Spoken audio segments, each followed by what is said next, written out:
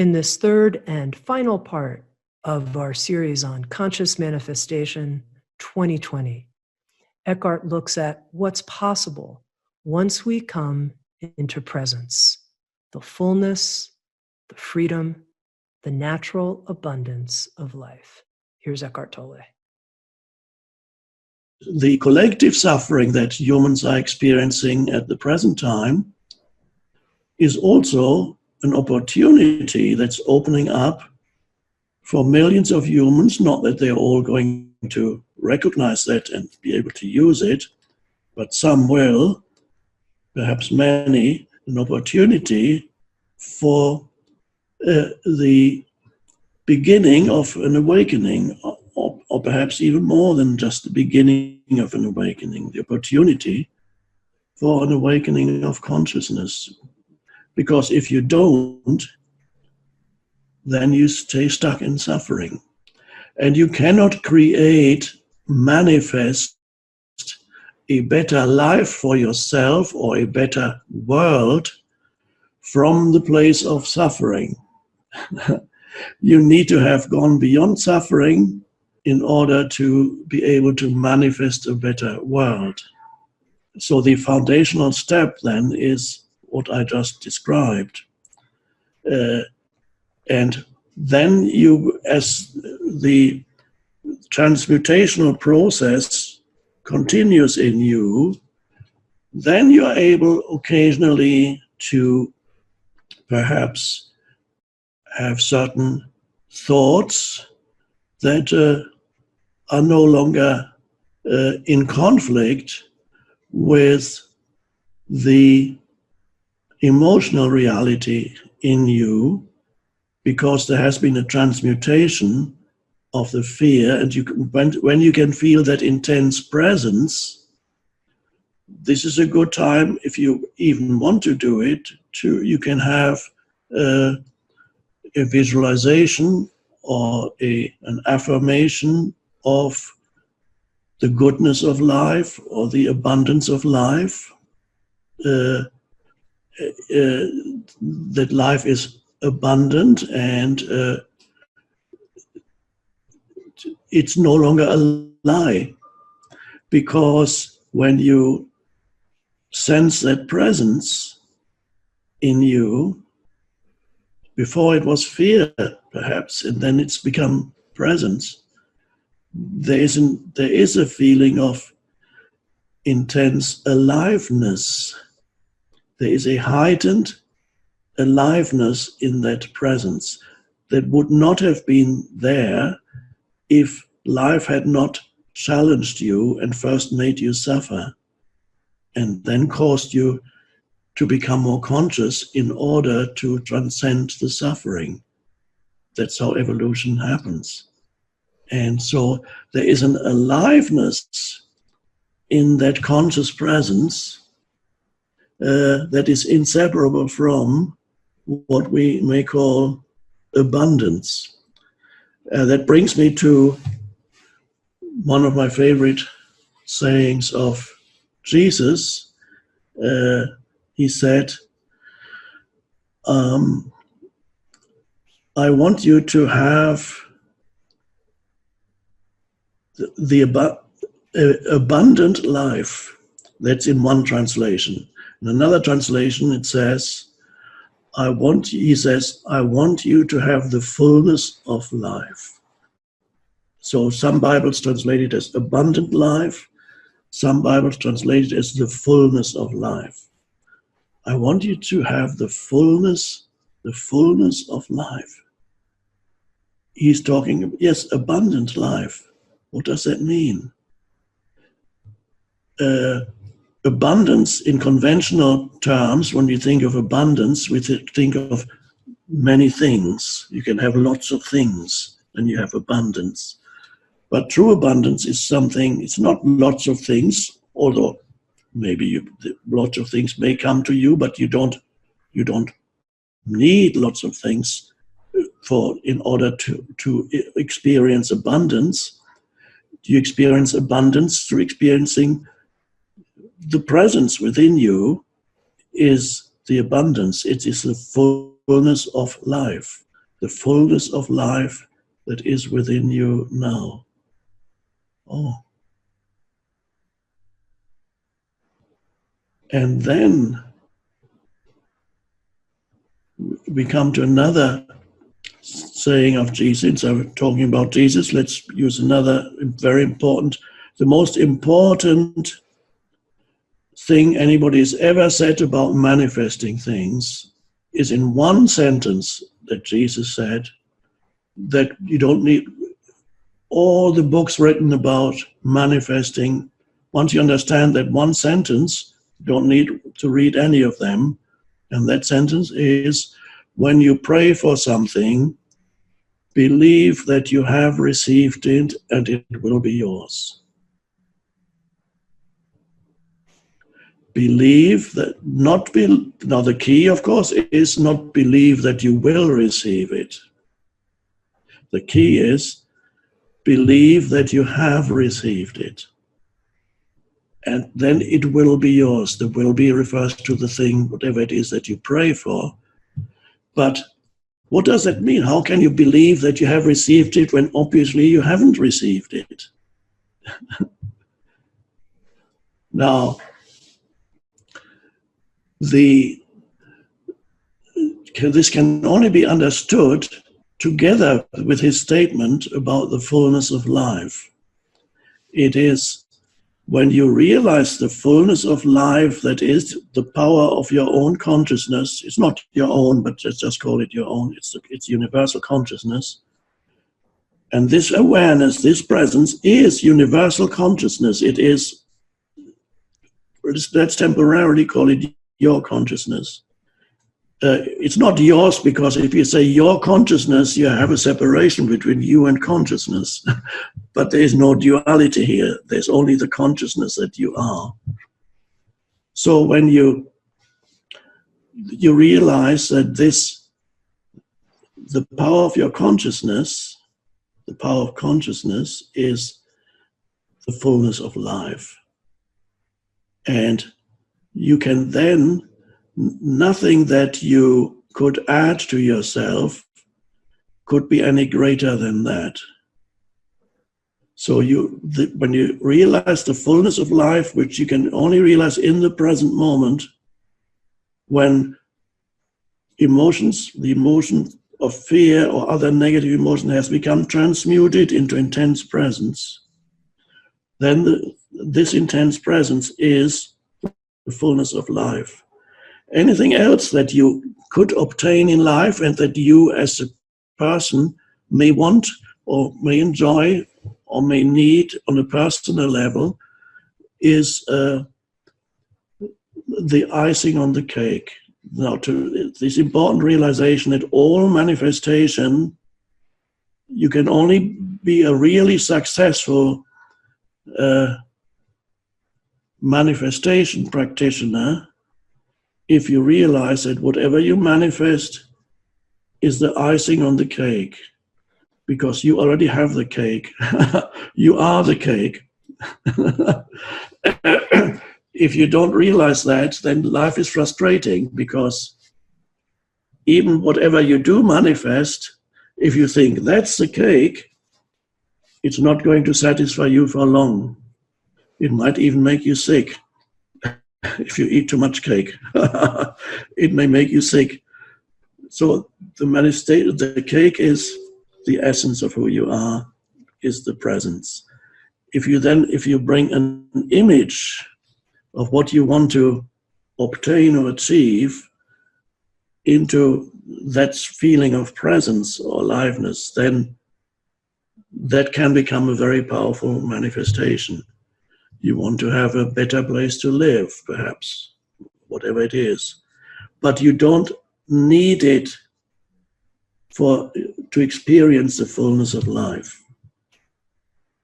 You can only be successful at manifesting if you don't need whatever it is that you want to manifest in order to give you the experience of the fullness of life, which we could use other words to describe it, the experience of being fully yourself, the experience of having made it, the experience of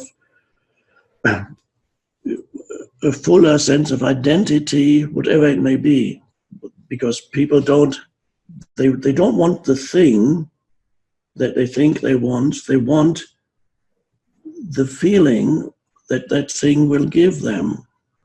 You don't want the car just for the sake of the car. You want the feeling that is associated with the car and the mental image that's associated with I am the owner of this car. It's my car. That's what they want. The car itself would be meaningless. So they want, whatever they want is always a secondary thing. They want this fullness of life through something else. So I'm really describing how manifestation does not work. And even if it did work in that way, and sometimes it does in a limited way, it's not the answer, and it doesn't make you happy, and it won't ultimately solve anything. So the powerful manifester, if that's a word, is the one who is already in touch with the fullness of life and manifests from the fullness of life. And again, Jesus said, so many beautiful things there. Find only the kingdom of heaven that is within you, which is again the fullness of life, which is the presence, the unconditioned consciousness, and all the things that you need or think you need will be added onto you.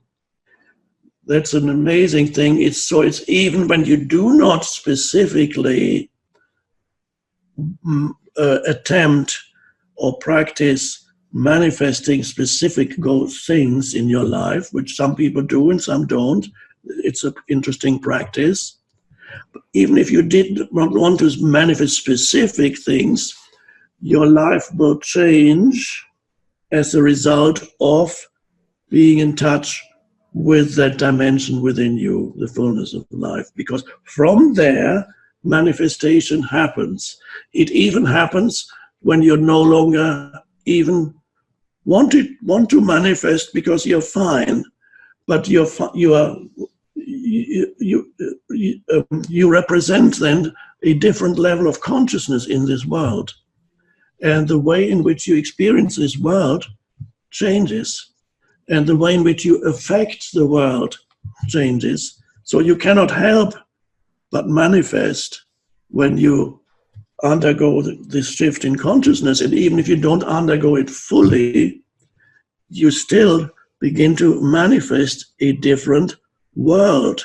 First of all, a different world for yourself, because the way in which you experience the world depends on your state of consciousness.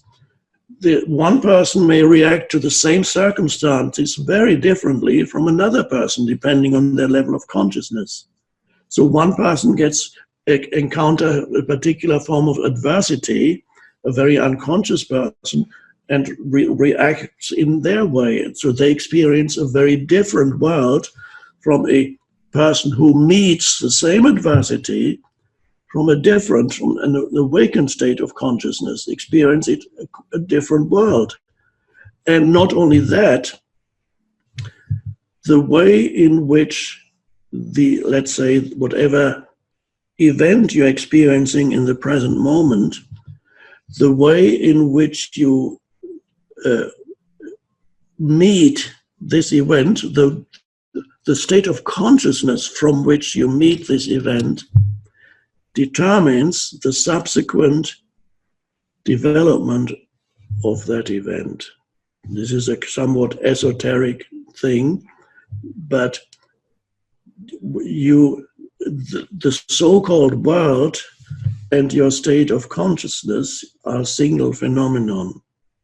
There is not really a world if nobody experiences it. So the consciousness that you are and the world are a single thing. When your consciousness changes, the world changes. First of all, the way in which you experience the world changes, which basically means the world changes for you. And if the world changes for a sufficient number of people, then even the so-called outside world changes. So for the world to change, there needs to be a shift in consciousness. But you begin to experience this in your own life first, and then you begin to inhabit a different world. So you manifest, of course, always.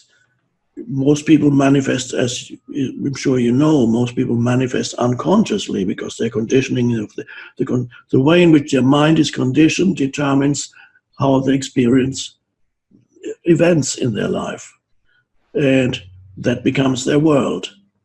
So they manifest every moment. So how do you manifest your experience of this moment? That's another way of looking at manifestation. How do you manifest this moment? It depends on your level or state of consciousness. And so there's your freedom. You are not dependent ultimately on external conditions. And that's when you realize that you are not at the mercy of what's happening or not happening around you. So you develop, this is a wonderful realization, a wonderful freedom, that your consciousness is not dependent on this or that happening or not happening. That's an incredible realization, and it's a sense of liberation.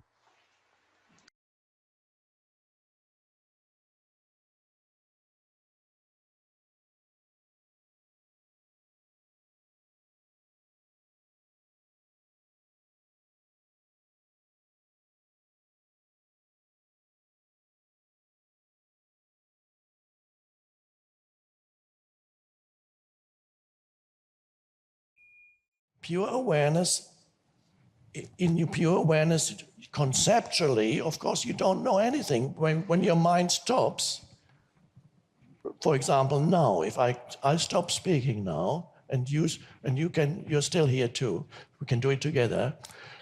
I stop speaking for a few seconds, and as I stop speaking, do you need to fill that space between me stopping to speak and starting to speak again? Do you need to fill that space with thought, or are you able to simply be present in that space? In other words, are you able to just simply be? Don't suppress thought. That doesn't work. You can't hold your breath and say, I must not think. That might work, but then thinking will come up even more strongly once you start breathing again. So it's not that. You can't hold down thought. It's a pure shift into a more alert state of consciousness. Alert. Alert means, okay, now acting out alertness. Now, I'm not just acting it out. When I look at you in this weird way, I'm not thinking.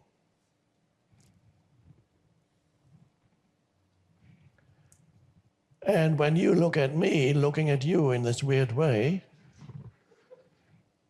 you also could experiment with that and see whether, as I stop speaking now for 10 seconds, you can just be in that space of pure awareness where you take in sense perceptions against the background of awareness.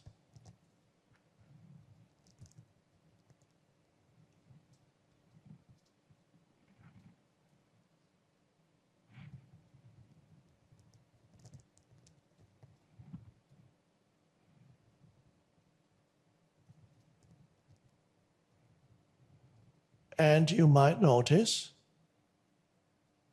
that in that space, you don't know anything. You don't even know your name, because your name is a thought. You don't know anything in that space. And yet, you are there, conscious, present, without any movement in the mind. That's presence. That was Socrates' state when he said, I know that I don't know anything, because in that state you know that you don't know anything, and there are no words in it.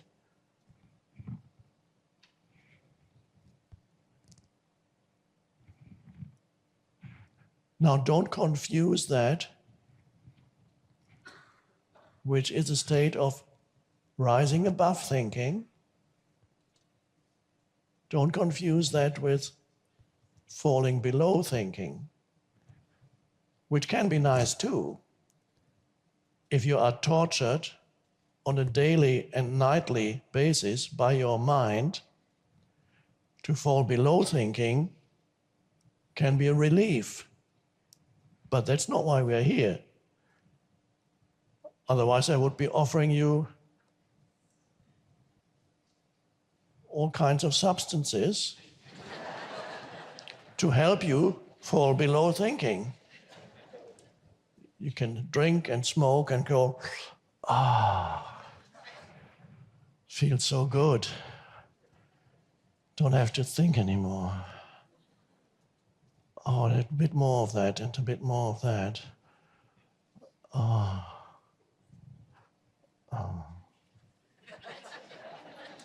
So that's where eventually that takes you. That's a relief. You can experience the same relief when you get tired at night. There's a moment when you're still conscious, but when you're too tired to think about your problems. So you're not being tortured by your mind, as it usually tortures you for most of the day. You're not tortured by your mind, and the approach of sleep feels delicious. And you are not thinking. Oh, I wish I could stay here as the last thought that you have. And then you go off. And then you wake up in the morning and your eyes open. And for a few seconds, you go 10 seconds maybe, 20. And then the machinery of the mind starts creaking. What time is it?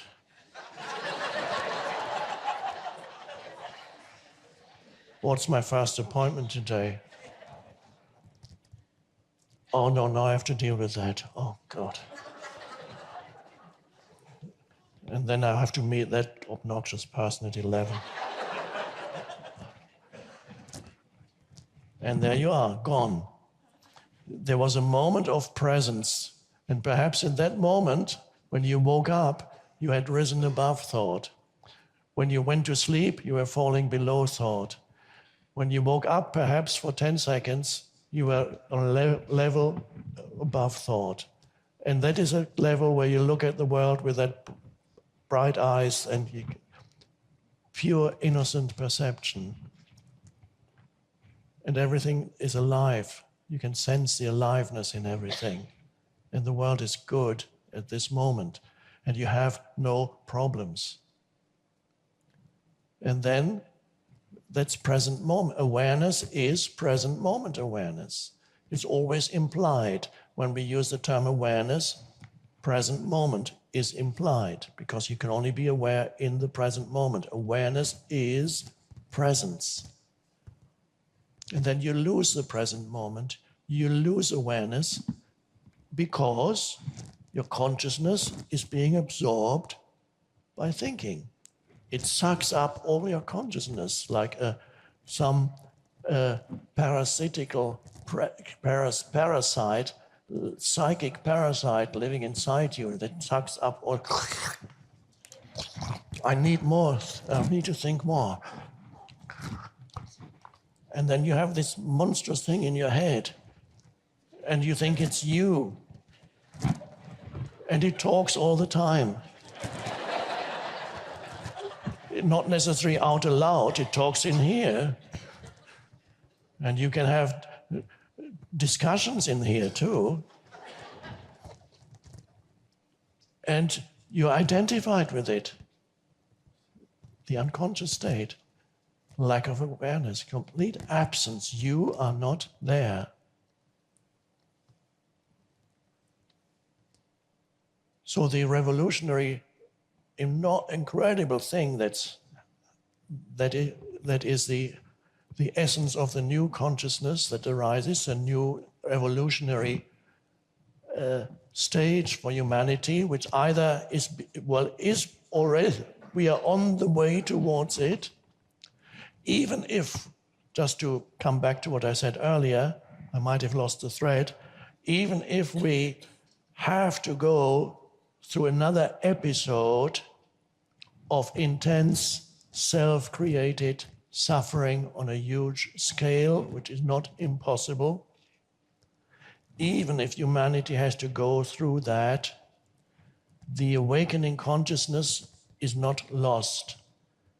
It will then, when humanity regenerates, it will quickly arise again, the same consciousness that's arising in you now, and bring about the collective awakening, which are we going to experience another dark age? Maybe. But what's 1,000 years? Not much. Even 2,000 years, not that much. So I'm very optimistic.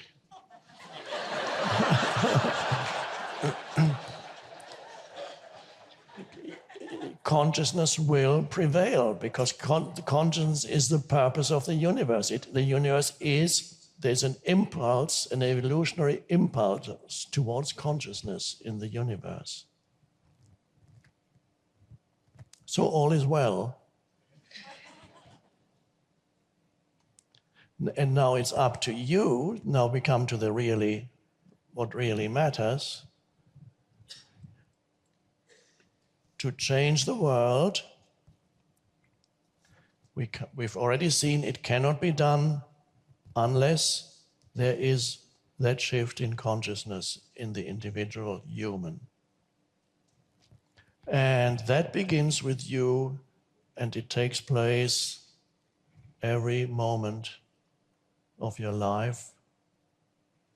And you use every opportunity and whatever arises in your life as part of that. And sometimes you forget, that's fine. Sometimes you get taken over again by the mind completely. The ego arises again, that's fine. And then you wake up again. So for many of you, it's you wake up and you fall to sleep periodically. It's the new, you're present, and then the old, you're absent. And then you wake up again. And that's fine. That's part of for most people, that is part of the awakening process. And gradually, the periods of time when you're awake, present, lengthens. You're awake for longer than before. And the ability of challenges and other unconscious humans to pull you into unconsciousness decreases.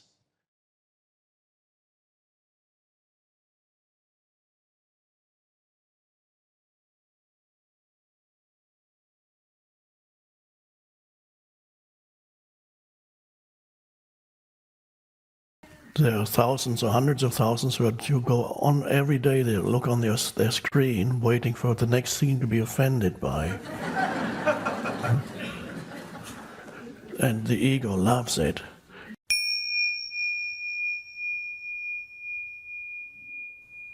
The transcendence of thinking means the transcendence of the egoic mind. It means that you are able to spend part of your time relatively free of compulsive thinking. certainly free of self-serving thinking and destructive thinking that continuously creates unhappiness for yourself and the people around you. How many people live the compulsive narrative in your mind that for many people is very negative, constantly critical, constantly complaining, never at ease with what is.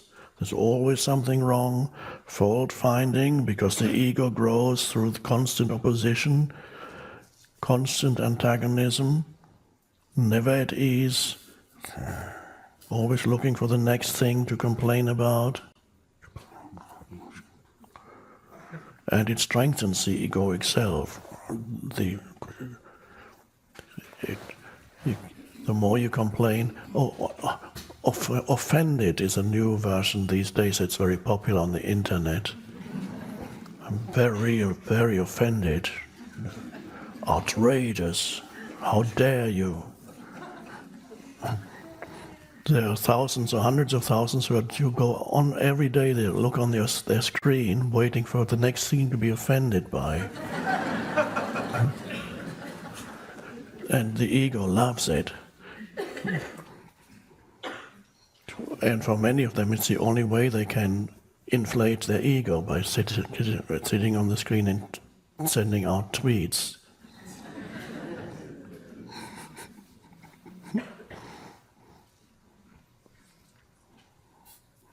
The transcendent of thinking is not any kind of regressive movement. We are not regressing to the state of somebody whose mind is relatively undeveloped and who does not have a problem with egoic thinking because there's very little going on in their minds. What used to be called, before it became politically incorrect, idiot or fool. The fool was, they were always, you could see, happy fools. They don't, there's not enough thinking to make them unhappy, so they are below egoic thinking. In medieval times, every village had at least one village idiot or fool, and normal was accepted, essential part of the community.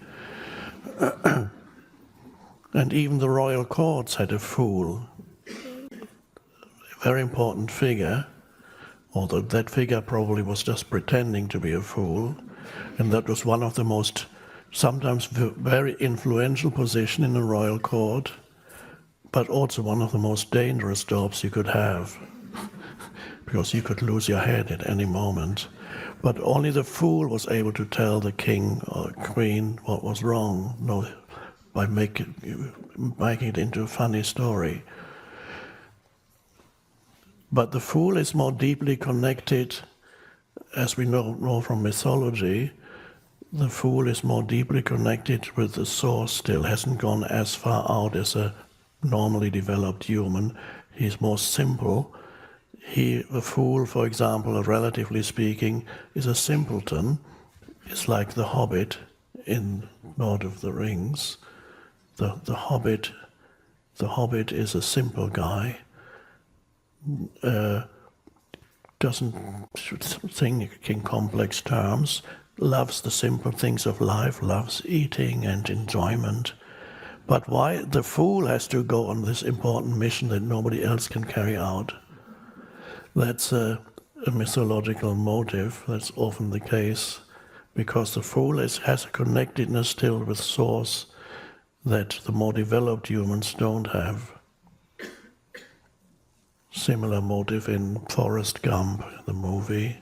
The fool does great things, this guy, Forrest Gump, because and life always supports him. If you watch that movie again, he saves people in the war, he does heroic things, but he doesn't claim credit because he doesn't have much of an ego yet. And all his life gives him the next thing and the next thing, supports him. But we don't want to go there.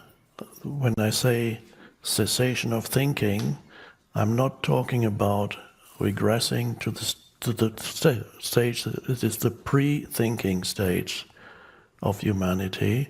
I'm thinking about rising above, pointing to the possibility of rising above thinking. So you stop thinking, which is normally associated with diminishment of consciousness, and transcendence of thinking is an intensification of consciousness, turning up the light. This is why the term attention and alertness, those terms are extremely important. They're also used in Zen very frequently. The Zen teachings could be described, if you wanted to summarize Zen, you can just say simple things like pay attention. There was one Zen teacher who would, whenever they asked him a question to explain Zen, he became quite famous. He would always raise his finger. Please explain Zen to us. What is Zen? I haven't quite understood yet.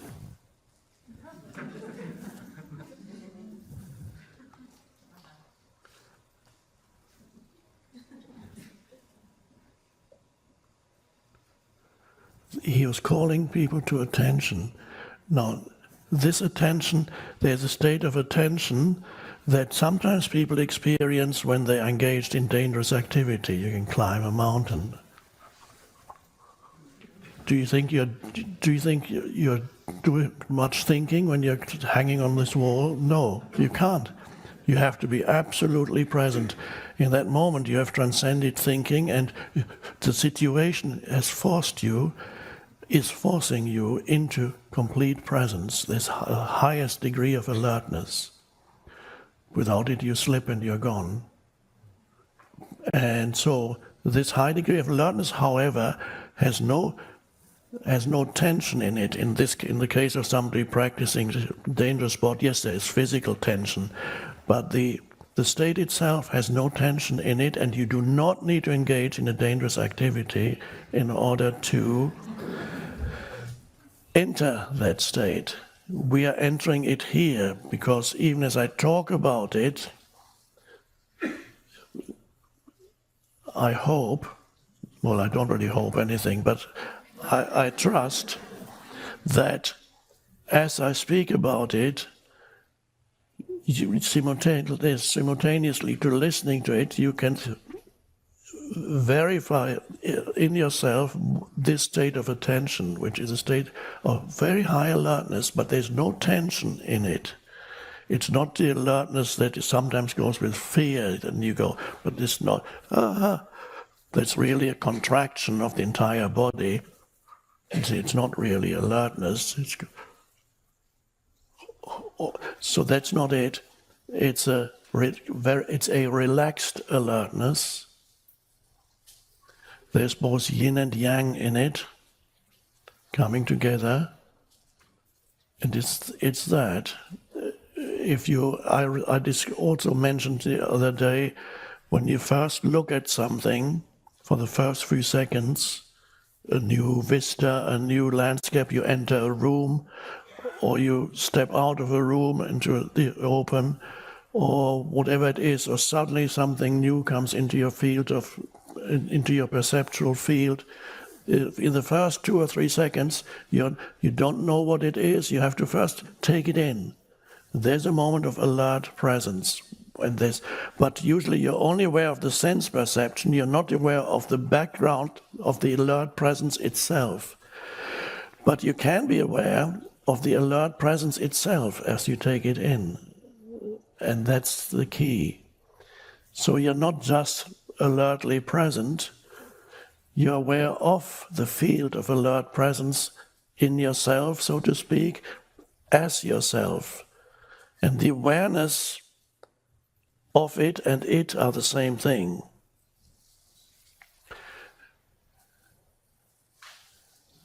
Cessation of thinking.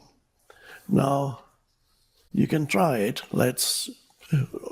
Even now, I would suggest that as I'm speaking, you may find, you may not know this yet, in the moments when I'm not speaking, like now, and now, and now, if you're alert, you're not thinking, you're just present. And now, there's just an alert field of presence. So, some of you may not be able yet to be totally free of thinking, but I believe that most people are able to, they have short gaps of no thought, pure awareness, or no thought. Just a short. And then you look around. In that moment, your personal sense of self has receded. In a moment of pure presence, which is just this, you have no memories and you have no expectations for future, because you have no thought. But you haven't fallen asleep, you're very awake. In that moment, you're not a person anymore. What are you? Just a field of consciousness, conscious presence. Something has emerged from within you and has taken place of the person. The person is still there, it's just gone receded. If the only thing you achieve in life is this, that you are able to be free of compulsive and addictive thinking, if you're able to, almost one could say, to choose not to think when there's nothing in particular to think about, when you can just be present. So in other words, if you can step out of thinking into aware presence, that alert space, then that is the greatest thing you could achieve in this lifetime, that any human could achieve in this lifetime. And yet there's nobody left to say, I have achieved it. That's the problem for the ego. The ego would love to say, oh, I have achieved the state of presence. So it's not an achievement. I'm just saying it's an achievement, but it's not really. Because you didn't do it. You got out of the way and then it happened.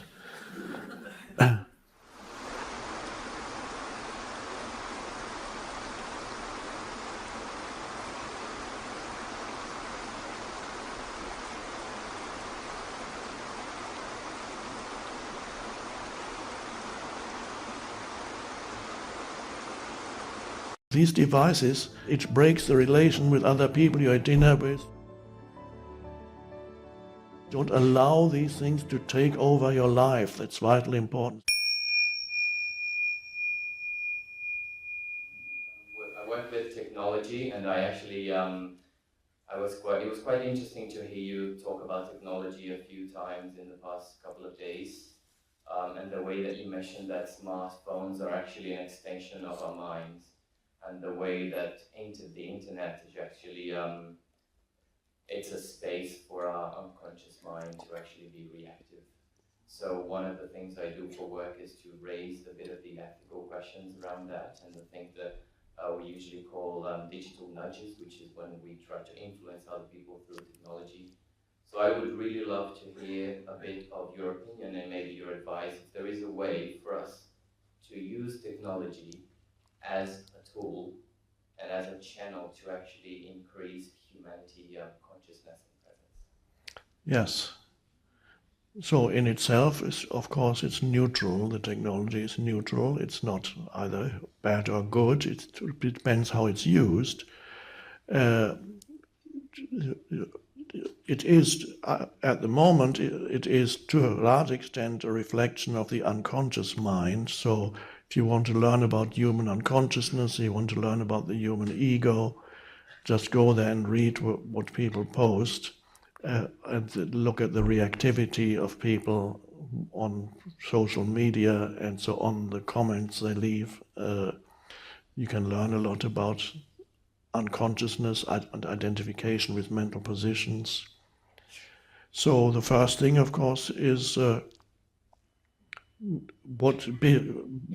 be careful with what you put out there, what kind of thing you post. If you post things online, is it reactive? Give yourself a moment when you read something before you type in an answer or a comment. Give yourself a moment and go within and avoid making people wrong. You can talk about issues, but don't make people wrong and amplify your ego by making others wrong, even though their position, political or otherwise, you may regard as completely misguided or erroneous. There's still a human being behind that, so you can put forward arguments against somebody's perspective or viewpoint without making another human being wrong. So what you put out is very important. Is your communication conscious or not, or is it reactive? And then it can be used for other purposes. I'm there too sometimes. There are certain places where I appear on, could go to YouTube or whatever, and then suddenly there's a spiritual teacher talking. So do you professionally work with, what exactly do you do in your work with that involves the media, or? Pretty much involves the creation, the ideas around the digital products and services. So creating the product that people actually use and designing the interfaces that people actually use on the phones and on the computers. Right. There are some meditation sites on all these things, so there's great potential for raising consciousness there. Somebody recommended to me several apps for meditation, which I now have on my phone. I haven't tried them yet. I've been there for a while. But I have 4 or 5 that are there, want to try them out. So that's the very thing that otherwise would clutter your mind, can actually also be used to bring about space or spaciousness in your mind. So it doesn't necessarily mean that when you have your phone, or the 99% of cases when people look, their mind is being cluttered, but maybe they're on a meditation app. Maybe they're looking at a beautiful, spacious picture or listening to some sound or saying, take a conscious breath, have a little reminder every 2 hours to take a conscious breath and bring spaciousness. Oh, yes, spaciousness. So the very same thing that otherwise clutters your mind can now unclutter your mind. It's possible. So I believe that is also going to grow now, and it has to, because otherwise that technology could potentially drive humans completely insane, to remove their ability to focus on anything for more than a few seconds.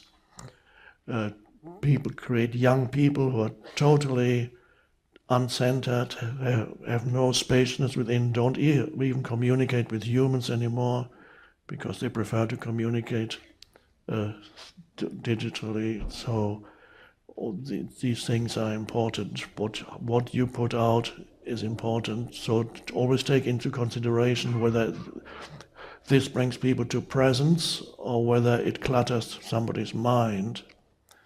And perhaps you can combine, of course, what you do needs to be also commercially viable. So, but I believe you can combine the two. It's not necessarily a question of either it's commercially viable and it clutters people's minds, or its presence, and we are going to go out of business. Doesn't have to be like that. It's up to you to be creative. The more still you are, the more creative insights you will have we might get some amazing ideas of what is possible. I can't tell you what is possible. I don't know enough about it. I know very little about it. So, but you're in a wonderful position. So allow yourself to go deep enough within, because then the creative ideas seem to come. And if you find a thing that is not only brings people to presence, but also helps your company to grow, then that then becomes a conscious business, which is wonderful. It's challenging, of course it's challenging. So don't let all your attention be absorbed, though, by that kind of activity. You still need to connect with nature. Take it off as much as possible away from there, connect with nature, and then bring it back. Another thing that's just in connection with this, not perhaps directly related to your question, but related to this. What tends to happen is that these devices, people are never, they're in bed and they're still doing stuff on it. And that it takes you over there at dinner and they're doing stuff on it. It breaks the relation with other people you're at dinner with. I see people in restaurants, the couples sitting at having dinner together, and both are on their phones. Now that probably means they've known each other for a while. If it happens on the first date, the first date will probably be the last one. But if it happens after they've known each other for 2 years, then it's almost a normal thing that they're not present with each other. Or then they exchange a few words, and then she looks at the phone again, and then he stares into space, and then she's still on her phone. I've actually observed it. She's still on her phone, and he's staring into space, and then finally he gets out his phone too, because he doesn't want to be staring into space. And then I wonder, are they texting each other?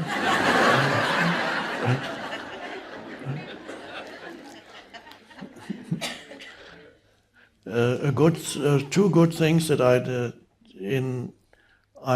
learned that in some huge companies, I believe it might be VW in Germany. Well, they've had enough problems, but now they tell their employees after 6 p.m. they're not allowed to use the company phones anymore, not to deal with emails or anything. They need to get off. And that's a very wise thing, because the more people's attention gets absorbed by this, the more confused and non-creative they become, the more cluttered their minds become, the more ineffective they're even at their work. Not to mention, as human beings, their quality of life decreases enormously.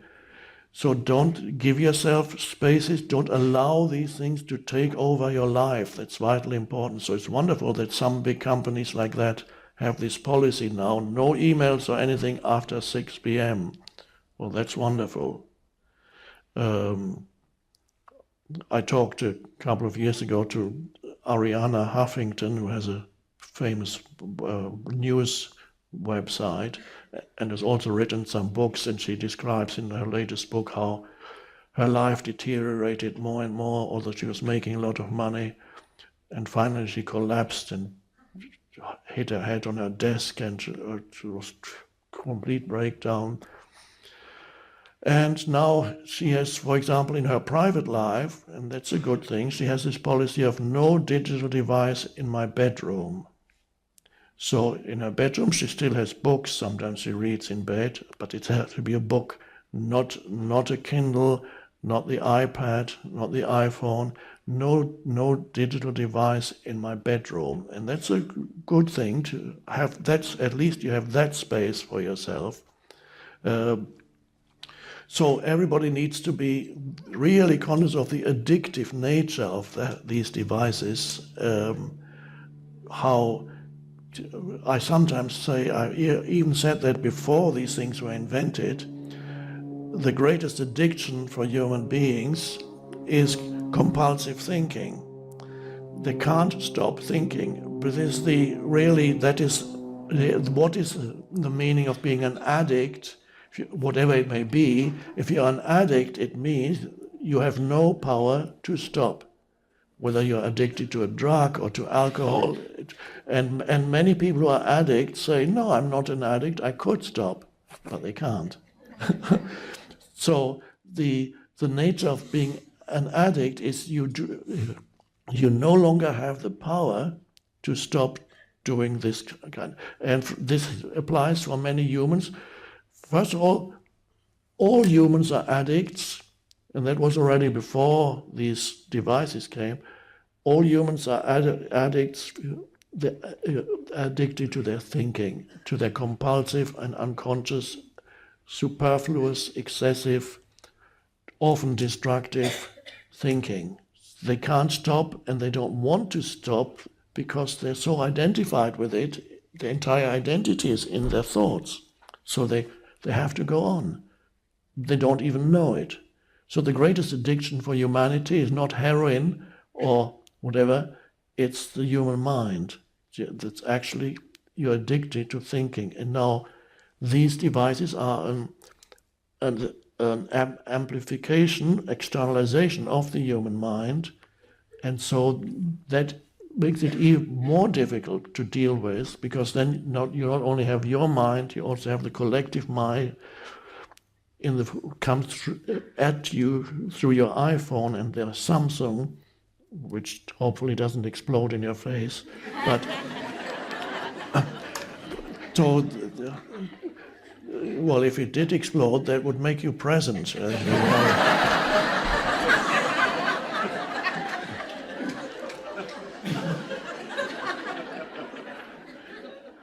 And it might suddenly break the addiction.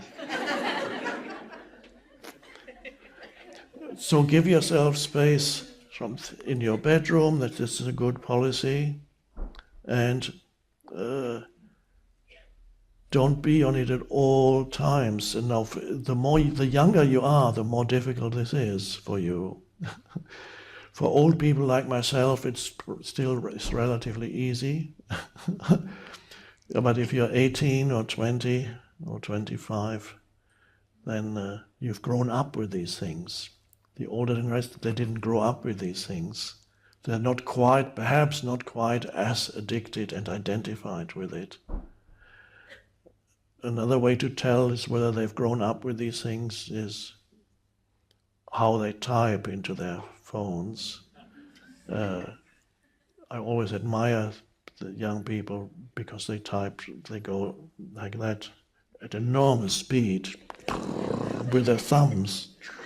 How they do it with their thumbs, I don't know. And they can even talk to you while they're doing it.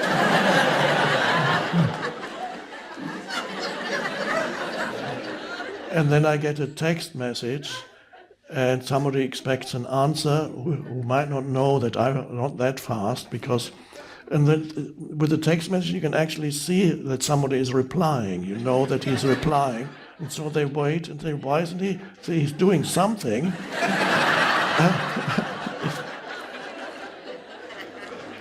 They don't know that I go like that. So it takes time. And that's a good thing, because it's easy to be present when you're not good at this. You can be much more present. Where's the bee?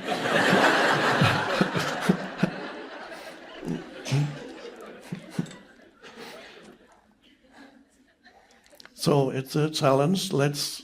I hope you come up with something wonderful that promotes presence in this world and helps your business. Thank you.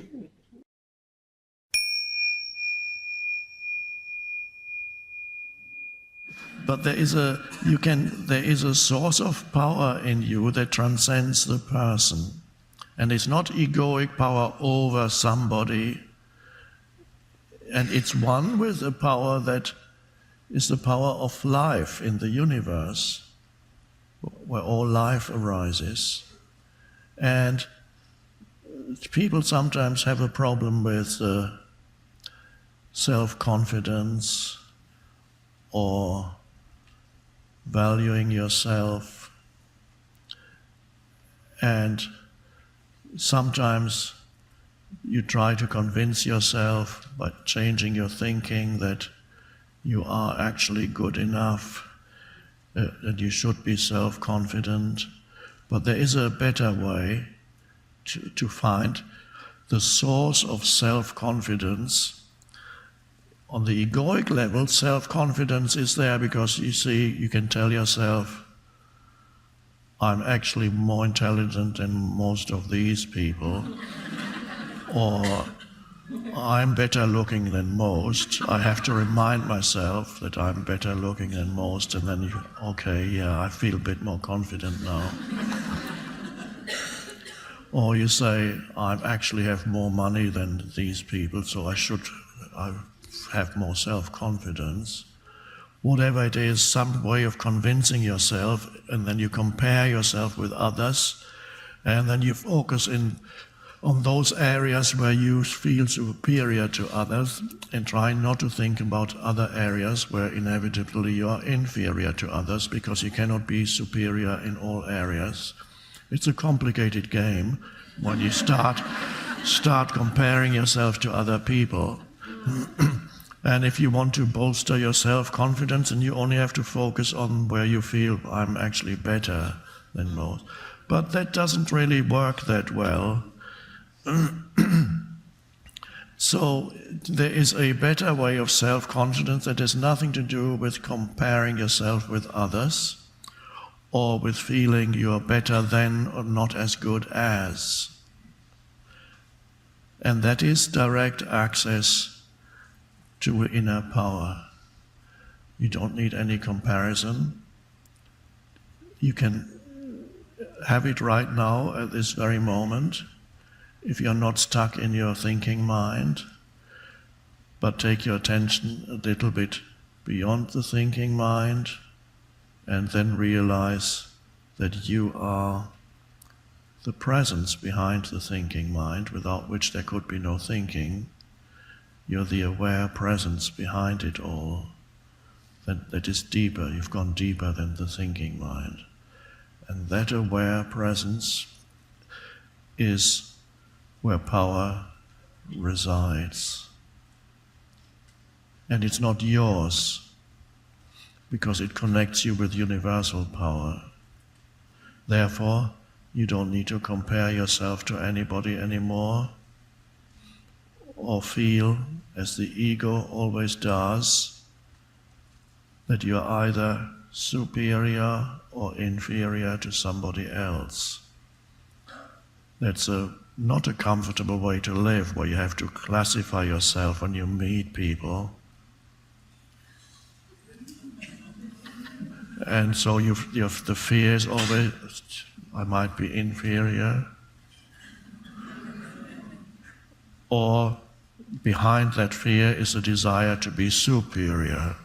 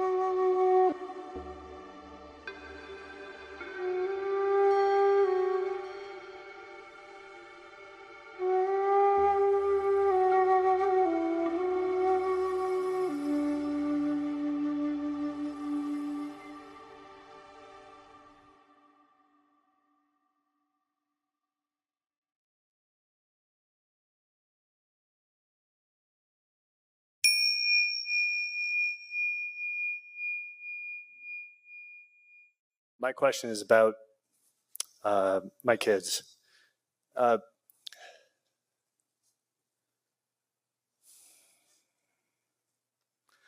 grateful that when I read A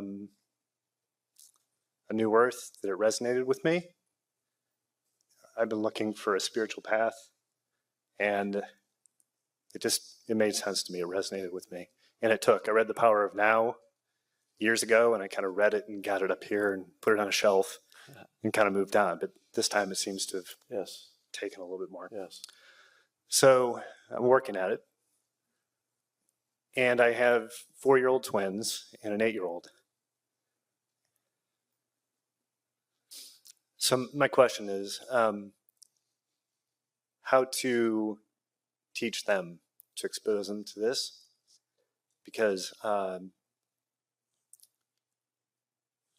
my wife and I have different views. She considers herself to be Catholic, and I don't have an association with a standard religion, so to speak.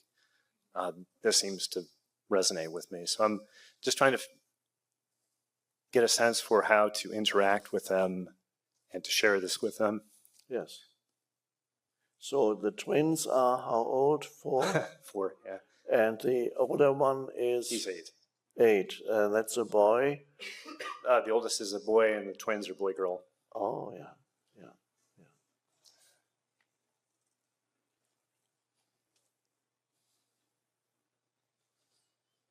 Well, the most important thing is, and many even good parents don't know that, first of all, the energy field at home, the energy that you and your wife generate at home, which is a reflection of both your states of consciousness, is one of the most important factors. So what is the general energy field that on a daily basis you and your wife manifest, generate in this home environment? I do know that nowadays many home environments have a very nervous energy field because everybody is so busy getting things done. The parents are busy getting things done. The children are encouraged to continuously do this and do that, or sometimes encouraged to stop doing this or stop doing that. And then they have this additional layer of electronic devices, the pads, iPads, and whatever other devices, Samsung, and so on. The parents use them, the phones, children begin to use them. But mainly the constant field, almost stressful environment to visit some of these families. There's always the next thing to do that seems to the underlying energy field seems, what's the next thing that we need to do? And have you done that yet? Come on, let's do that. Have you brushed your teeth? No. Okay, then do it. Many good-meaning, well-meaning parents interact with their children predominantly 90% or more, even 100%, on the level of doing. Either do this or stop doing that. Yeah, I'm pretty good at being a human doing. Yes. Less good at being a human being. Yes. Yeah. And so the being of the child is never fully acknowledged. In order to acknowledge the being of the child, you have to spend moments when you give the child your fullest attention, not your fullest attention because you're talking about something that needs to be done, but your fullest attention to, for example, by just listening to the child when he has something to say to you or tell a story, or giving your fullest attention occasionally by just observing them or him or her observing as they go about their life in the house. It just needs to be a few minutes where your attention rests upon them, even if they are sometimes not directly interacting with you, because by observing them at play, for example, without telling them to do this or that or don't do this or that, but simply allow your attention to rest on them and watch them, if possible, in that state of relatively, as much as possible, thoughtless awareness, where you're just the aware presence for the children. And then occasionally, when they come close to you, to look into their eyes. Doesn't have to be long. They don't even have to. You don't say, "Let's look into each other's eyes." That doesn't work. You look into their eyes when you talk to them, when they talk to you, and in that moment of looking, you connect with their being. So that part of your interaction with the child is not based on doing, but on a flow of being towards the child, so that you connect on the level of being. That means you acknowledge the deeper reality of that child. You truly acknowledge their being. I would suggest that in modern families, in most modern families, children very often are in states of anxiety or great restlessness, later becoming, in teenage years, becoming states of antagonism and anger. And I would suggest that often the child doesn't know why there is this anger and restlessness. It often goes back to the parents' inability, although they've done everything for the child on the level on the doing level, but the children feel unseen by the parent. They feel unseen in their being. They are not acknowledged in their being. And if they are unseen, that vital dimension of their being feels starved. It is not encouraged by the child, and the deepest connection with the child is missing. The parent doesn't know that. They think, I'm really I'm doing all I can.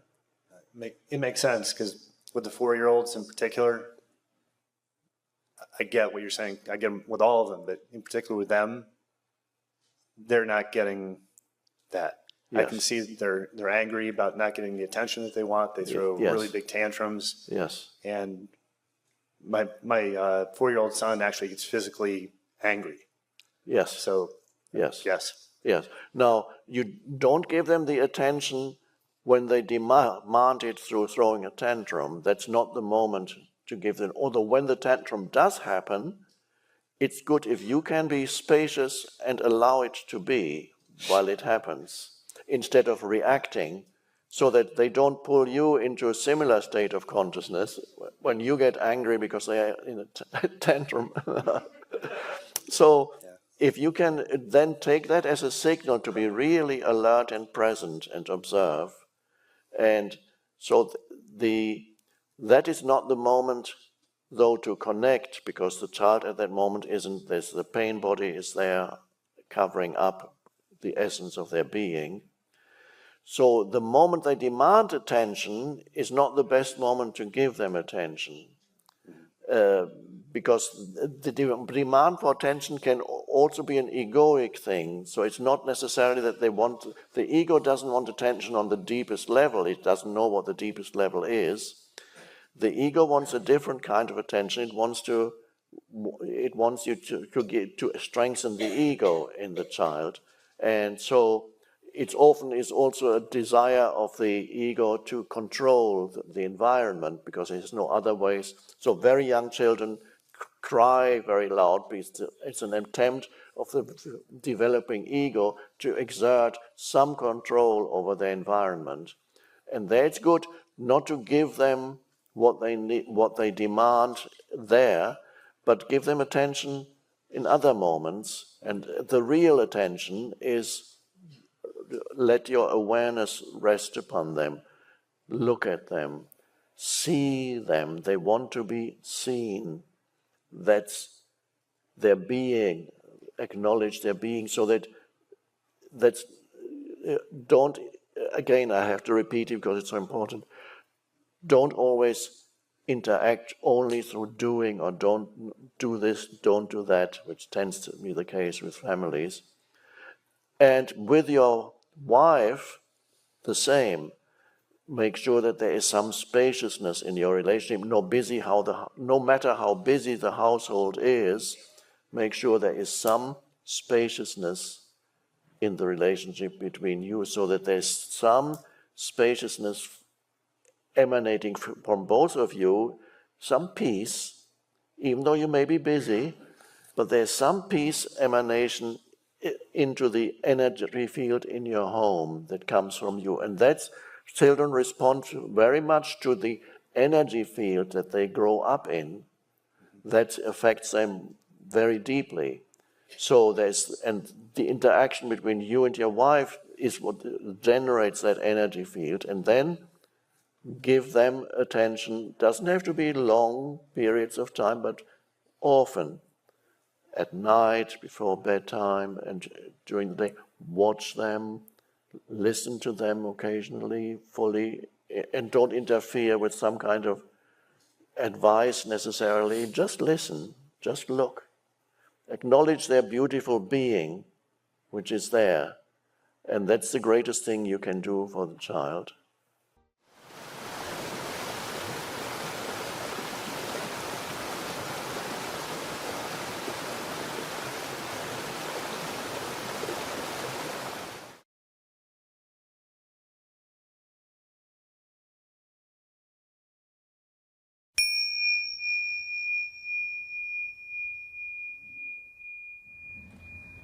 Thank you. Hello. I live in Las Vegas, Nevada, which is very mind-dominated, and it's tough there. There seems to be two forces in my mind that's build up energy and is very strong, and it keeps me from getting in touch with my true self and to creating more space and cultivating that space. One of them is that it's not that interesting. I'd rather go along with interesting thoughts and do interesting activities. And also, I have this fear that if I don't analyze and constantly think about like solutions and things in my life, that everything's gonna fall apart. So it's hard. Those two forces that build, especially where I live, it makes it even more, increases it more. So the energy field there is kind of nervous. Yes, actually, I work in a casino too, so it's well, very that's negative and that's nervous. a wonderful challenge to stay conscious there. Yes, it is. A lot of self-discipline. Yes. That's your spiritual practice. Right. I've been there. I've walked through some of the casinos in amazement. Right. And it's quite a place that seems to come out of some kind of dream when you walk around Las Vegas. But it's actually quite interesting when the mind doesn't label it. It's actually quite amazing. Wow. All these strange life forms and what they have created, it's quite amazing. There's an intense aliveness there. Would I want to live there? I don't know. There have been some spiritual teachers who moved there. I know of at least two. I think it was Andrew Harvey, a spiritual teacher, moved to Las Vegas. And there was a spiritual teacher called Vernon Howard who lived near Las Vegas, and there may be one or two others. Why they moved there, I'm not sure. Perhaps maybe they loved it, or perhaps to pay less tax, perhaps, who knows. The challenge, of course, is to stay present and have stillness inside you. What you mentioned now, you need to think about your life problems or your life. This is a very, very common assumption, unconscious assumption in humans that if I don't think about my problems, my life is going to fall apart. I have to think about my life and what's going to happen and how it's going to fall. Of course, nothing is going to fall apart if you stop thinking. Things will get better if you stop thinking. With the exception of focused thinking in case there's a specific problem that needs to be addressed. Then focused thinking, and then stepping back into stillness. So it's a wonderful thing if you're able to be present and still in Las Vegas, then of course you're a master. Many people are able to be present and still out in nature, a beautiful forest or the seashore or on top of a mountain, and you watch the sunrise. Wow. Very still, it's so still. Let's move here, says the mind. Let's move here where it's so still. And then wherever it is. And if you do move there, for a while it'll be wonderful. Oh, it's so still. And then of course the mind becomes restless after a while. There's nothing happening. And you're not challenged by anything anymore. If you have a meditation practice, then you can, of course, convince yourself that you have finally achieved, and you meditate 5 hours a day, and let's say somehow food is brought to you. As I remember a monk I knew, Buddhist monk, telling me that story that he meditated in a hut up a mountain in Thailand for half a year, and he attained complete peacefulness, peace, nirvana, he thought. And every day somebody would bring him a bowl of food, nothing to worry about, nothing to do, just be present and still. The only challenge were mosquitoes, he said. Bzzz. But he learned to deal with that, in other words, to just completely accept and not mentally label it, and just being used by them for food. So he was okay with that. That was one challenge. Then he had to go back into the city to renew his visa, because he was in Thailand and he was a Westerner. And at the visa office they kept him waiting for 1 hour, 2 hours, and then he was in the wrong lineup for 2 hours. And then he had to start lining up somewhere else. And when he finally got to the window, the man said, "Oh no, you haven't filled this out, you do that again." And he started, shouting.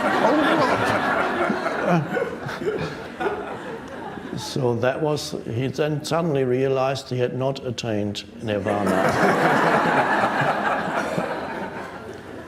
So you're much better off in Las Vegas.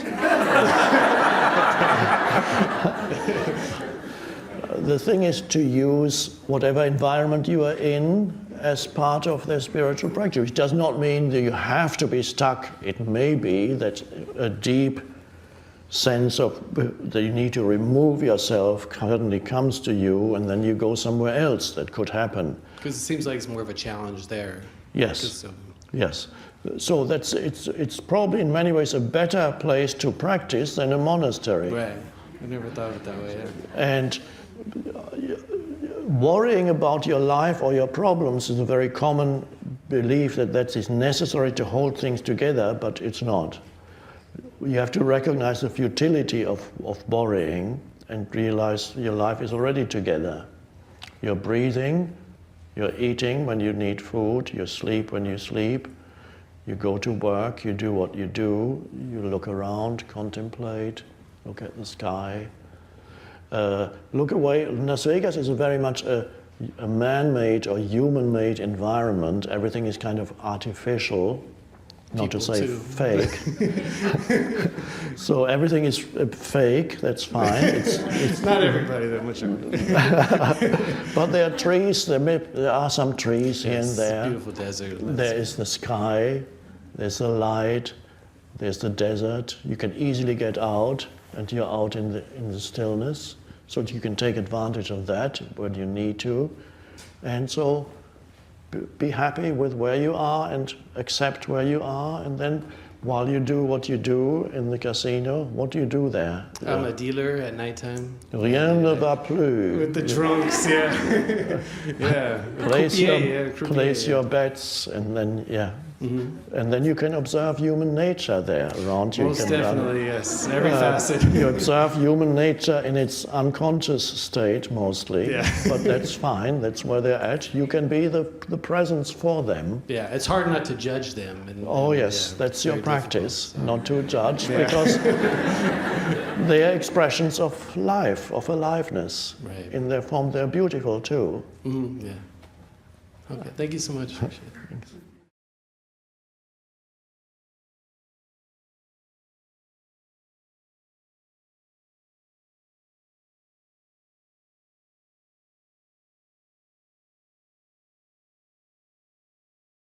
The stillness, the presence, whatever we want to call it. And by sensing it in yourself and being it, then you recognize it in another. And that recognition that in the space of stillness is true love, which doesn't need the other, because the other only reflects to you who you are.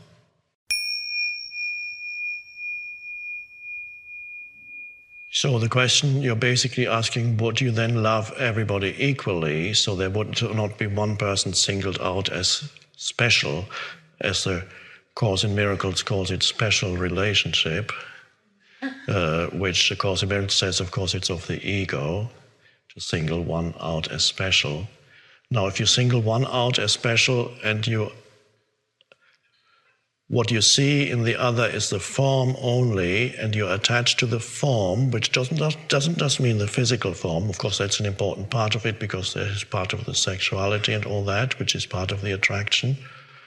But it also includes the psychological form of the other, who you think that person is, their psychological makeup, how they behave and speak and act. That is also form, that's the psychological form. And there can be strong attachment to those aspects. Both the physical come together with the psychological, which includes also emotions. There's an emotional link also there. And those when they all come together, you fall in love. And aptly, it's called fall because it's a fall in consciousness.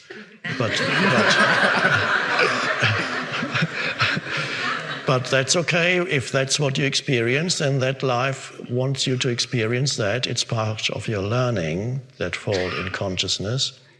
Now, it's not immediately, of course, experienced as a fall. It's experienced as a high. And only afterwards do you realize, oh, that was a fall. And afterwards can be after a year. It can be after 3 months. It can be after the honeymoon. It can be soon after you move in together. And then the suffering starts. What before was the love now becomes the suffering. And then for a while it can happen that you fluctuate for the next year or 2 or 3 between still feeling the love and the suffering. And then usually it comes to an end after a while. Or you compromise and for some other reason stay together. So that's now if you are able to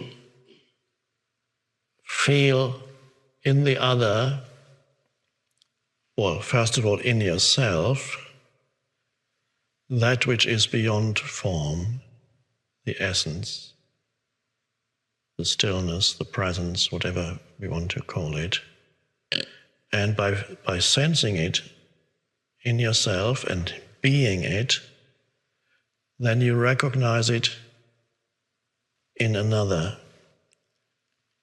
And that recognition that in the space of stillness is true love, which doesn't need the other, because the other only reflects to you who you are.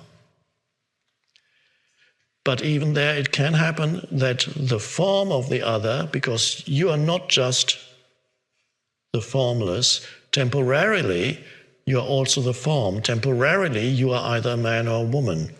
Temporarily you have this body.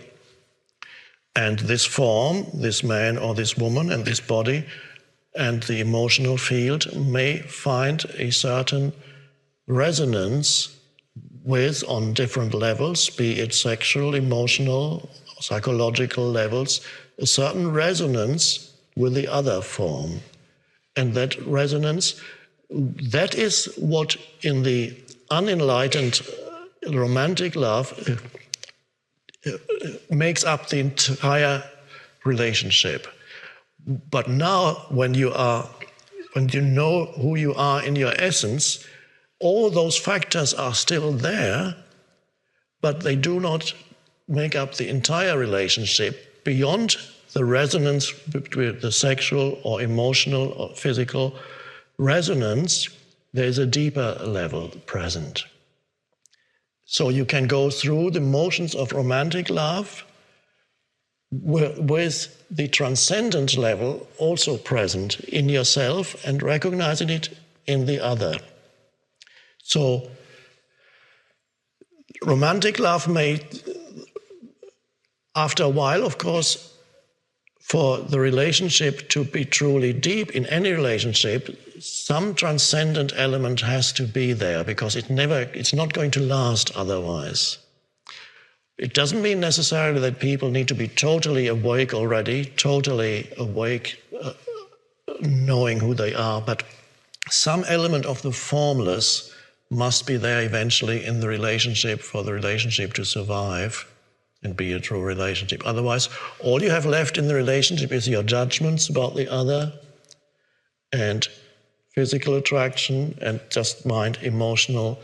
And that's ultimately is not enough. It's not enough. The added element, the transcendent element, needs to be there. And if the transcendent is there, you can be quite content even without the romantic relationship. You no longer say, I need that. It's when it's there, it's beautiful, but you don't need that. A conscious conversation is basically a conversation where, at least between two people, each person is not identified with their viewpoint, their perspective, their mental position. They put forward their perspective, their positions, their viewpoints without any sense of self in it, because they don't need that, because their sense of self is derived from the presence that they can sense throughout the conversation in the background of their being. And then they can play with concepts, they can play with opinions, they can play with words, they can play with arguments even. This is my argument is this, and then the other person, well, and mine is that. There's the famous saying,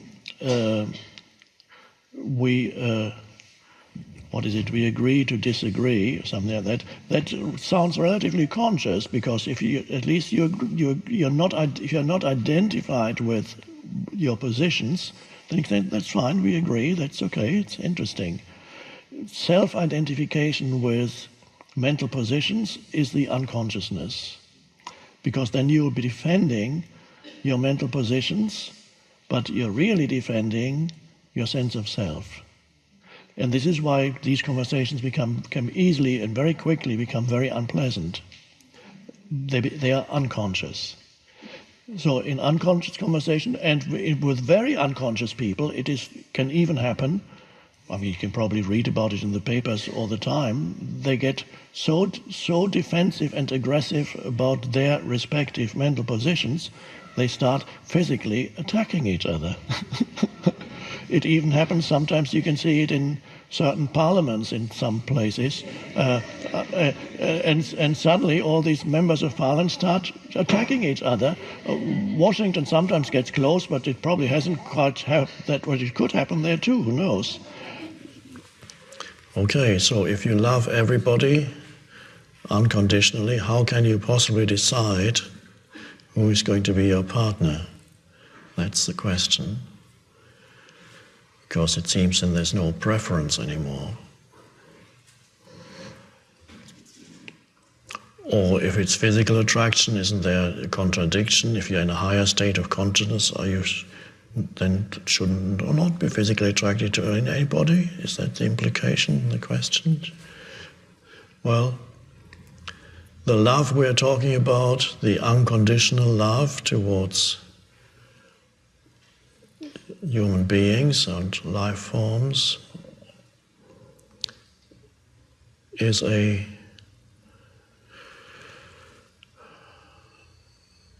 see what is it that you love in the other when you love unconditionally? You don't love their physical form, you don't love their psychological form, their personality. The unconditional love goes deeper. It's a transcendent love, that what you love is not the form, but the formless essence of the other. And you can only love that when you can sense within yourself that dimension, the formless. When you can be still and present enough, and then look at another human being, and then you can recognize something. What you recognize is, for lack of a better word, the consciousness, which is the essence of the other human, as it is the essence of who you are. Consciousness prior to the consciousness being born into some kind of form, personality, which is there, and the physical form, which is there. But in every being, there is still the dimension of consciousness that is prior to form. Although the human being has become form, consciousness has assumed form, has incarnated, so to speak. But that doesn't mean that the formless and timeless consciousness is lost. It's still there as the essence. And when you can sense it in yourself, you can sense it because you're still and present enough. From that dimension in yourself, you can sense it in the other, and that is love. It's basically a recognition that in essence the other is the same as you.